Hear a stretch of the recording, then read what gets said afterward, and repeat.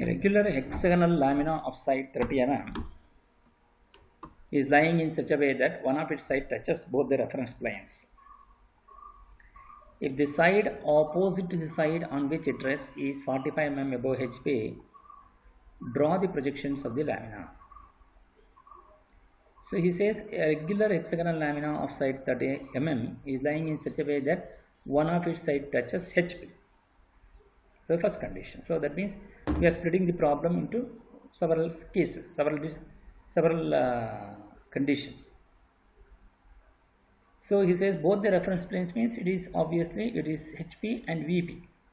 So first condition we are going to satisfy is touches HP, because another one will be above HP by 45 mm. So obviously we have to start from HP. The side which is touches HP has to be perpendicular to VP. So you can see this side is perpendicular to VP, or this can also be a perpendicular to VP obviously, because in a hexagon side opposite is also always a side. So if one side is touching, one side is perpendicular to VP, obviously the other side is also perpendicular to VP only, opposite side. So here, so all the sides are touching HP. So obviously it is parallel to HP. So you are getting the true shape in HP. And since the surface is parallel to HP, so obviously that will be perpendicular to VP, the surface. So you are getting a line here. So this is the 3D analysis. In 2D also you can see the side which is resting on HP will be perpendicular to VP, and all the sides are parallel to HP. So you are getting the true shape here. Then since the surface is perpendicular to VP, so obviously in VP you get a line. If the side opposite to the side on which it rests is 45 mm above HP, as a condition.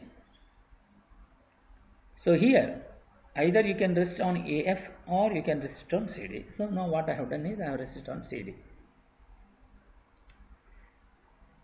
In the previous, normally they give the surface inclination, but this time he has given the side opposite to the side is 45 mm above HP. If which is the side opposite to the side, CD is the one which is resting on HP. So which is the side opposite to that, which is AF.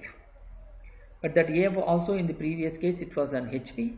AF is also, which is at a distance of 45 mm, is also on HP. Now he says that A dash F dash is above HP by 45 mm. You can see A dash F dash by above HP by 45 mm. So consider any point on the XY line and draw and measure 45 mm from the XY line and draw a horizontal line. And you know that A dash F dash is to be on this particular locus. So measure the length from C dash to A dash by using compass. From this point you cut an arc on this to get A dash F dash.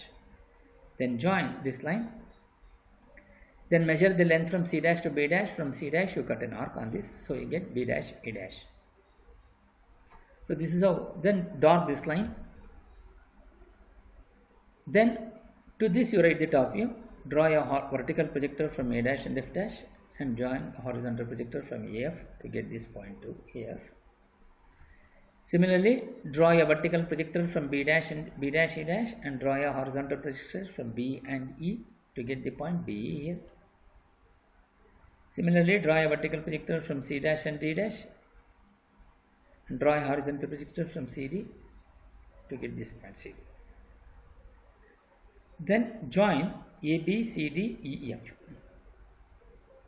to get the hexagon. Then the same side touches VP also. He says the same side. So here the C dash D dash is the one which is resting on HP. So since the same side has to rest on VP also, so this will going to become CD.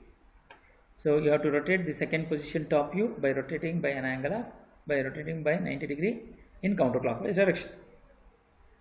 So at that condition CD will come on this side. Once you get CD, you draw a vertical projectors here.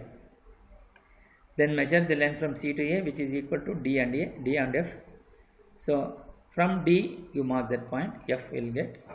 Similarly from C you mark this point, you will get A. Then measure the length from C to this point